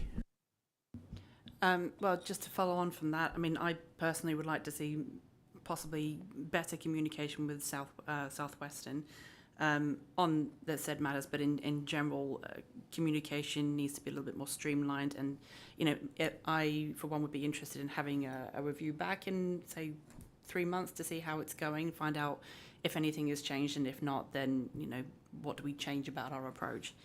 And what else was I going to say? On the PCNs, and I won't go on about it, but I think a review of patterns or behaviour would be useful if we could have that information. I, for one, would greatly appreciate it. That was it. Okay, I'm going to try and turn those points into a recommendation. So let's start the SIL 106. Sharon, are you ready? Yep. So this recommendation is about providing members with a greater understanding of how it is deployed, how its effectiveness, so that members can contribute to the debate about its use. The second one was asking the cabinet member to provide an explanation around the planning times delta. How you doing? the biodiversity net gain challenge, is there something at the moment? It's a slight fog. Sorry, don't write this down. I'm just trying to clarify. We're presented with percentages and units, but it doesn't appear to feel that I understand what that really means. Roy? I was just thinking about having some benchmarking there. So we start from a level base, we understand what we're looking at. So in subsequent times, we can actually assess it, see whether we're making improvements. Okay, let me translate That is this one then. possible, yeah. So, actually, the recommendation that the biodiversity net gain data is presented in a manner which gives us a benchmark from the a benchmark figure from the time the policy was enacted, so we can see incremental changes. School hotspots, actually, how would I describe this? So a recommendation that the council explores whether there's a broader challenge regarding PCNs around our schools, and if there are specific hotspots, and therefore are there appropriate actions that should be taken from that. South West Rail. South West Rail. I think what the Commission is feeling and telling you, Guy, that there are a whole host of challenges around capacity and capability in our borough that we have concerns regarding. We would make the recommendation that you engage with members more broadly, and that you articulate to South West Rail the challenges that we feel around capacity and facilities in particular in our borough. And I think you gave a very clear understanding that you are aware of times, facilities already.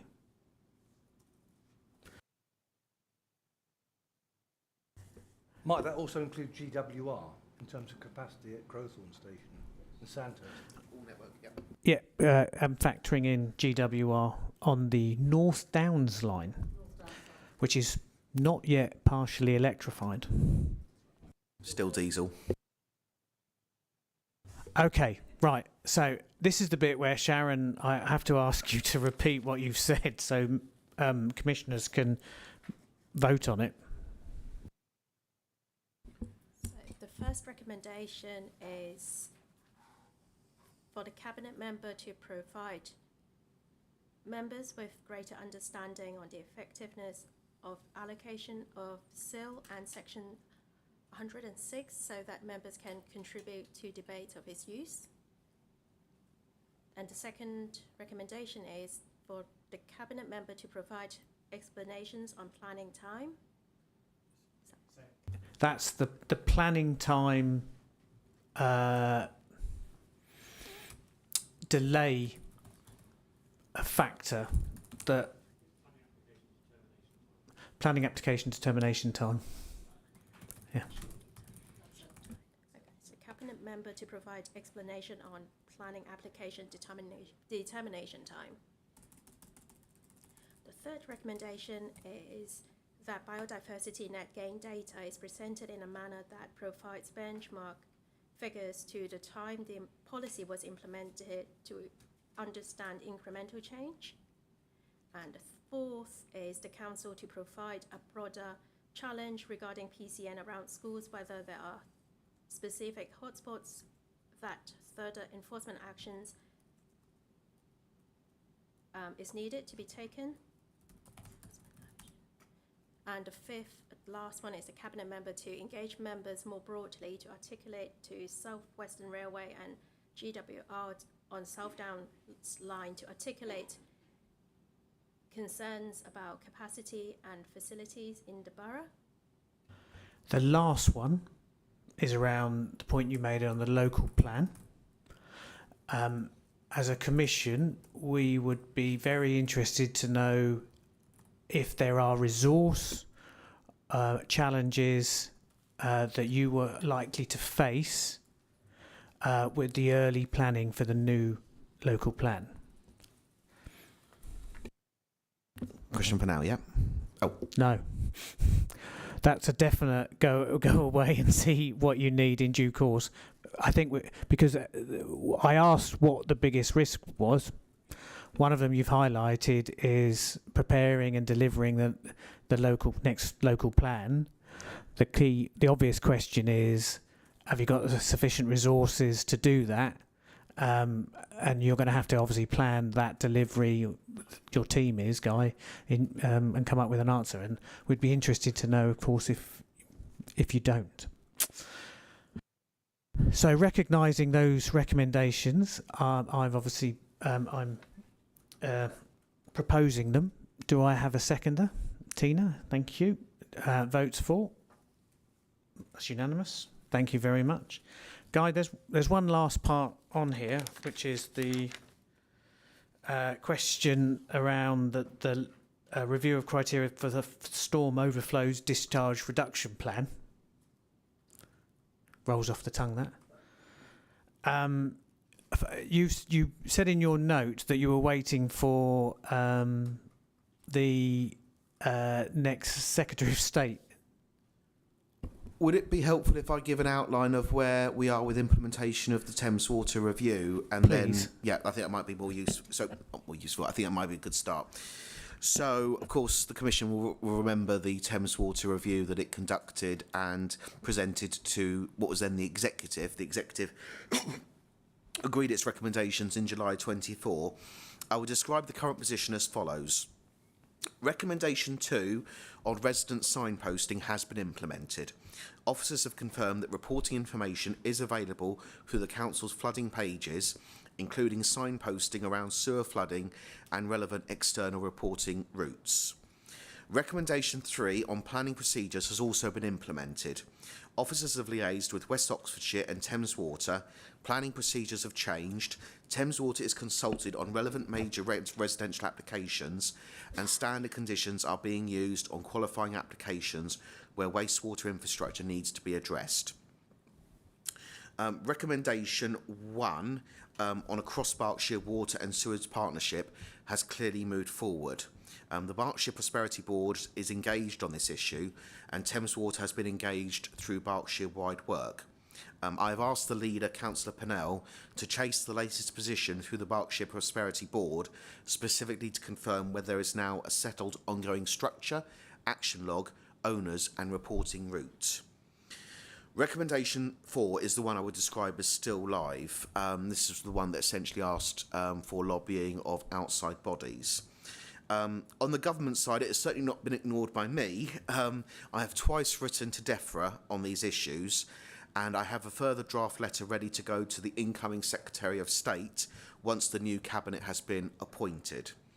That letter again raises storm overflows, Thames water investment, planning and wastewater capacity, transparency of discharge data, and catchment-based working. The outstanding point really is the Thames Water specific part of the recommendation, which is the request for a fully costed and timed programme for sewage treatment works serving Bracknell Forest. Officers have identified Thames Water's long-term catchment planning material, but it does not appear to go down to the level of costed individual actions.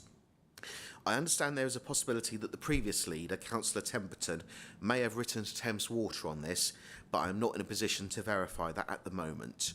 So rather than leave any uncertainty, I'm prepared to write again to Thames Water to ensure that the request is made clearly and formally. Okay, thank you for that. I think at this point, Guy, with 1 hour, 57 minutes, there are 53 minutes. Thank you very much for your time this evening. Thank you for your preparation. It's appreciated.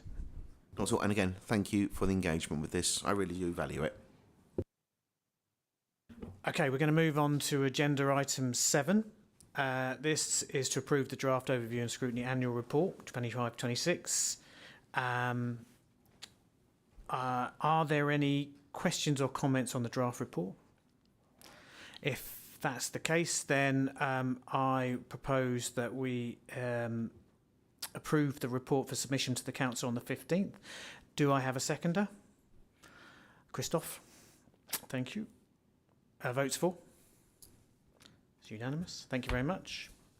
We'll move on to agenda item 8, which is the scope for the Thames Valley ICB review. So this material obviously is just shows you that it's in the pack. If we jump to the next slide, actually it's the specific changes that have been made. So this is the key component, having done some refining of the scope. So the key issue for us is that the Thames Valley area is considerably larger than what we had previously. So will they understand our specific local needs in that enormous great landscape? Can it also provide the shift to prevention and community-based care in Bracknell Forest? So that's a very much an NHS strategic issue. And whether ultimately we retain a meaningful influence regarding decision-making, maintaining our sovereignty in the statutory decision-making domain. And finally, identify any early indicators of service pressures, including pathway capacity and continuity risks. So this, I think, is a really sharp scope. It sets the scene for, is it working for us? Are they listening to us? And can they hear our voice? That's how I would summarise it.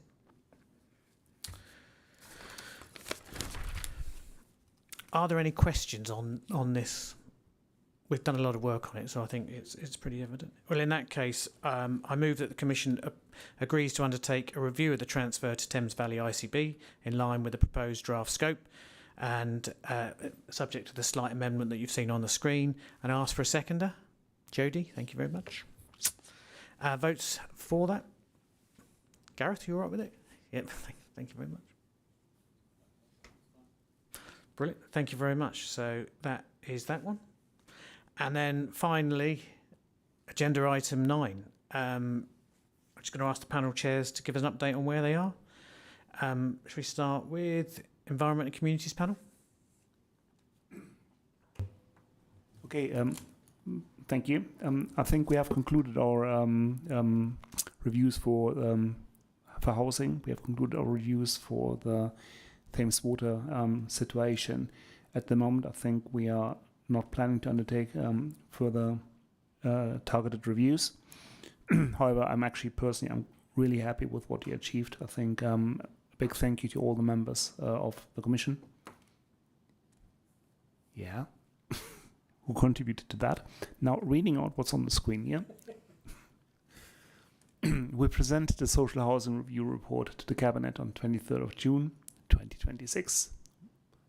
And the Cabinet will consider the report and the recommendations and provide a response at Cabinet meeting in September. We're looking forward very much to that. Thank you. Thank you very much. Donna, you're on behalf of Jerry. Yep. So the Adult Social Care Review Scope, a further refined draft scope was developed and is going through governance process for senior officers' feedback. The draft scope will be presented to the Commission in September. Okay, that's everything. Thank you. Thank you very much. And Jodie? Thank you. So I'm happy to report that an update was received on the 22nd of April outlining the progress made implementing the review recommendation from last year, including the creation of Careers Leaders Forum to further strengthen apprenticeship work experience and employment support for young people. And this included an update from the Elevate team, who I was very impressed with. Thank you. Thank you very much. Just bringing us to my update. Following the earlier agenda item on the Thames Valley ICB review scope and the other Commission-led reviews that have been agreed, I asked for the work programme to be updated at the last Commission to ensure a more robust and transparent system is in place for agreeing topics to be included in the work programme. A more detailed report will be presented at the next Commission by the Statutory Scrutiny Officer. Thank you for everyone who's attending. I now declare the meeting closed. Sharon, can you